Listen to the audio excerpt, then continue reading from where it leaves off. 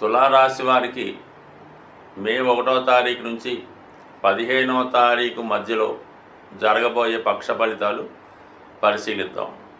మరి తులారాశి వారికి రవి బాధకుడు. అటువంటి రవి సప్తమ స్థానంలో చేరాడు, అంటే పైపైచి ఉచ్చులో ఉన్నాడు. అందువలన ఈ సమయంలో మీ పైన మీ జీవిత భాగస్వామి యొక్క డామినేషన్ అన్నది పెరుగుతుంది. ఒక విధంగా వారికి వృత్తిలో, వ్యక్తిగతంగా, రాజకీయంగా వారి యొక్క హోదా పెరగడం వల్ల, చాలా బిజీగా ఉండడం వల్ల మీ గురించి అస్సలు పట్టించుకోవడం అన్నది జరగదు. ఒక విధమైనటువంటి మానసిక అశాంతి లాంటిది మీకు ఈ సమయంలో ఏర్పడే అవకాశం ఉంది. అంటే ఇది కేవలం స్త్రీలకే కాకుండా మగవారికి కూడా వర్తిస్తుంది. అంటే భార్యకి మంచి హోదా పెరగడం వల్ల, బాగా బిజీగా ఉండడం వల్ల మీ యొక్క అన్యోన్యత కొద్దిగా ఇబ్బంది వచ్చే అవకాశం ఉన్నది. దాని తర్వాత ఆరోగ్యపరంగా మీరు ఒక విధంగా శ్రద్ధ తీసుకోవాల్సి ఉంటుంది. సడన్గా ఏదైనా మీకు మరి హెల్త్ పరమైనటువంటి ప్రాబ్లం రావచ్చు. ఇక్కడ బలమైన గ్రహం ఏంటంటే మనకి కుజుడు. మరి ఇది కూడా సప్తమాధిపతిగా, ధనాధిపతిగా దశమ స్థానంలో దిగ్బలుడై ఉండడం కూడా జీవిత భాగస్వామి యొక్క స్టేటస్ అన్నది చెప్తూ ఉన్నది. బాగా బిజీగా ఉండడం జరుగుతూ ఉంటుంది. అయితే వ్యక్తిగతంగా మీకు కూడా వృత్తిలో చాలా సమర్థవంతంగా నిర్వహిస్తారు.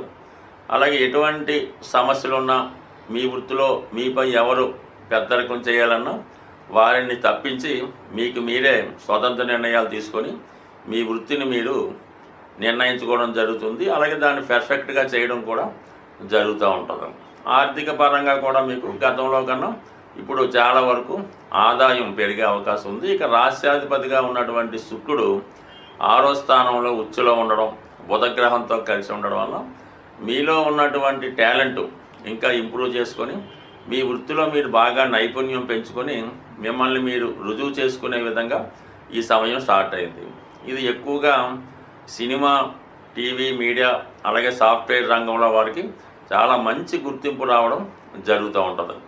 అలాగే మెయిన్గా ఏంటంటే వృత్తిలో పోటీ పెరిగినప్పటికి కూడా మిమ్మల్ని మీరే నెంబర్ 1గా మీ స్థాయిని నిలుపుకుంచుకునే అవకాశం ఉంటుంది. ఈ రాశిలో ఉన్నటువంటి స్త్రీలు వారి యొక్క వృత్తిలో చాలా ప్రావీణ్యం సంపాదించే అవకాశం ఉంది. ముఖ్యంగా ఈ తులారాశిలో ఉన్నటువంటి స్త్రీలకు ఏంటంటే ఈ ఆటోమొబైల్ రంగం అవ్వచ్చు, బ్యూటీ పార్లర్కి సంబంధించిన అవ్వచ్చు, అందానికి సంబంధించింది, అలాగే ఈ గోల్డు, 1 గ్రామ్ గోల్డు, టైలరింగు, ఈ బొటిక్కు, వీటన్నిటిలో కూడా వారి వారి స్థాయిని మంచి ఉన్నత స్థాయిలోనే వారు కొత్తగా ఉపాధి అవకాశాలు కానీ అటువంటి దాంట్లో ఉద్యోగ ప్రయత్నాలు చేసే ఫలితాలు కూడా ఫలించే అవకాశం ఉంది. అంటే మొత్తం మీద 99% ఈ తులారాశిలో ఉన్నటువంటి ఎవరికైనా, అబ్బాయిలకైనా అమ్మాయిలకైనా ఉద్యోగం లేదు, ఖాళీగా ఉన్నాం మాట అయితే 100% రాదు.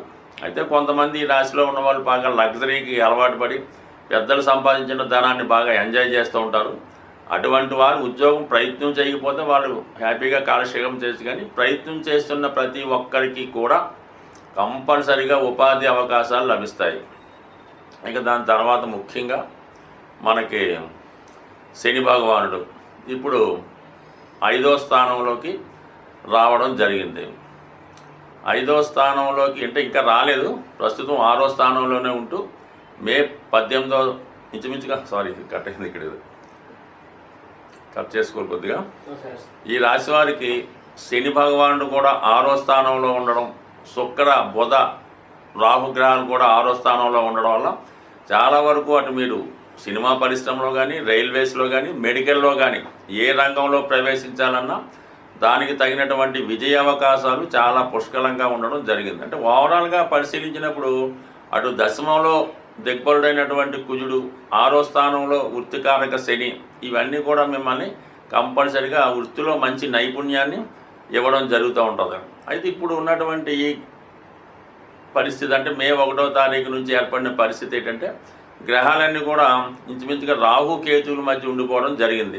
ముఖ్యంగా 6వ స్థానంలో ప్రారంభమైనటువంటి ఈ శని, రాహు, బుధ, శుక్రుల కలయిక 12వ స్థానంలో ఉన్నటువంటి కేతు వరకు ఉండడం వలన అతి కష్టం మీద మీ ప్రయత్నాలు నెరవేరడం జరుగుతుంటుంది. కాబట్టి 1-2 సార్లు అంటే ప్రారంభంలో ఒక ఫెయిల్యూర్ వచ్చినా అడ్డంకి వచ్చినా దాన్ని అధిగమించి ఇంకొకసారి మీరు ప్రయత్నం చేయడం వల్ల సక్సెస్ మాత్రం షూర్గా వస్తుంది. కానీ రిపీటెడ్గా ప్రయత్నం కంపల్సరీగా చేయవలసి ఉంటుంది. వెయ్యిలో ఉన్నటువంటి కేతు భగవానుడు మీలో ఎక్కువ ఆధ్యాత్మిక చింతన పెరుగుతుంది. రహస్యంగా డొనేషన్ చేస్తారంటే ముఖ్యంగా ఎలా ఉంటుందంటే మీరు సంపాదించిన ధన సంపాదనలో కొంత భాగం ఒక డొనేషన్స్కో ఒక దైవానికో దేనికో దానికి కేటాయించడం జరుగుతూ ఉంటుంది. ఆ విధంగా చేసుకోవడం కూడా మీకు జీవితంలో ఇంకా సక్సెస్ రావడం జరుగుతుంటుంది. అంటే ఉదాహరణకి మీకు ఒక నెలకు ఒక 3 లక్షల శాలరీ ఉందనుకుందాం, ఒక 10,000 వెంకటేశ్వర స్వామికి ఇద్దామని మొక్కుని పక్కన పెట్టండి, కంపల్సరీగా మీ సంపాదన 10 లక్షలకు కూడా చేరిపోయే అవకాశం ఉంటుంది. స్వస్తి. సాధారణంగా మనం ఇప్పుడు రాసులు, గ్రహాలు, నక్షత్రాల ఆధారంగా ఈ గోచార ఫలితాలు మాత్రమే చెప్పడం జరుగుతుంది 12 రాశుల వారికి కూడా. అంటే ఒకే రాశిలో కొన్ని కోట్ల మంది ఉండడం జరుగుతూ ఉంటుంది. అందరికీ ఒకేలాగన్నది ఎప్పుడూ కూడా ఉండదు. మనం ఇప్పుడు చెప్పిన ఫలితాలు కొన్ని పాజిటివ్ ఉండొచ్చు, కొన్ని నెగిటివ్ ఉండొచ్చు.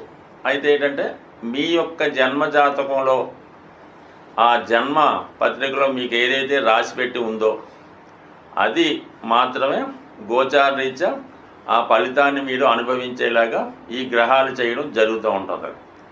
జాతకంలో లేనిది మనం ఎంత ప్రయత్నం చేసినా గురువు ఎక్కడికి వచ్చినా కూడా జాతకంలో ఉంటేనే ఆ ఫలితం జరుగుతుంది. ముఖ్యంగా సంతానం, వివాహం ఈ రెండు కూడా పూర్వజన్మ సుకృతం బట్టి పూర్వజన్మ ఫలితం బట్టి ఆధారపడి ఉంటుంది. అందువలన గురువు 5లోకి వచ్చాడంటే సంతానం కలుగుతుంది, మీరు చెప్పారు కలగలేదు.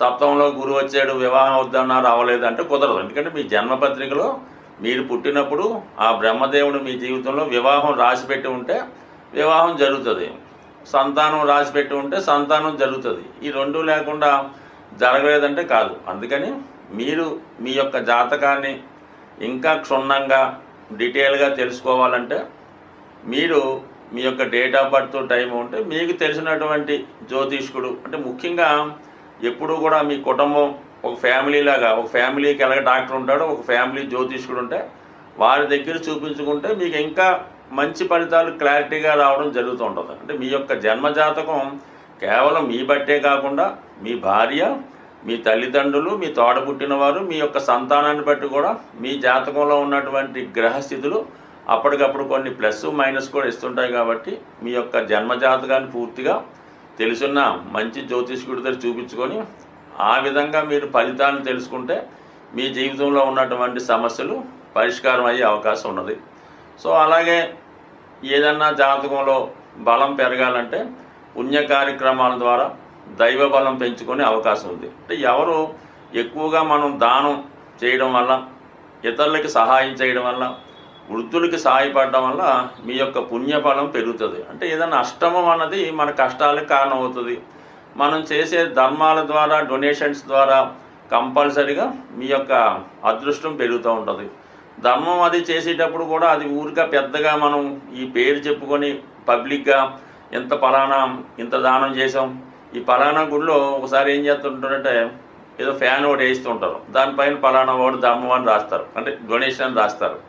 అలా చేయడం వల్ల ఇంకా ఎక్కువ పాపం కలిగే అవకాశం ఉంది. భగవంతుడు మనకి ఇచ్చాడు, భగవంతుడే మన ద్వారా చేయించుకుంటాడు, కానీ మనం భగవంతుడికి ఇవ్వడం అనేది ఎక్కడన్నా హాస్యాస్పదం. కాబట్టి అటువంటి ప్రయత్నాలు చేయకుండా సాధ్యమైనంత వరకు మీ యొక్క తాహతను బట్టి, మీ యొక్క స్థాయిని బట్టి కూడా ధర్మం చేయవలసి ఉంటుంది. లేనివాడు ₹1 ధర్మం చేసినా అది అతడి ఖాతాలో ధర్మ ఫలితం కలుగుతుంది. అయితే ఉన్నవాడు వాడి స్థాయిని బట్టి వాడు కూడా ₹1 చేస్తే వాడికి పెద్దగా ఫలితం రాదు, దానివల్ల ఉపయోగం కూడా లేదు. కాబట్టి ఏదన్నా పని చేసినప్పుడు అది అవతల వాడికి ఉపయోగం ఉండాలి, అది మీ యొక్క స్థాయికి తగ్గట్టుగా ఉండడం జరుగుతుంది. అందుకే మొత్తం మీద ఎక్కువ ధర్మ కార్యక్రమాలు చేయడం వల్ల కంప్లీట్గా మీ యొక్క దోషాలు పరిహారం అవుతాయి. అలాగే మూగజీవులకు కూడా సాధ్యమైనంత వరకు సేవ చేయడం అన్నది మంచిది. స్వస్తి.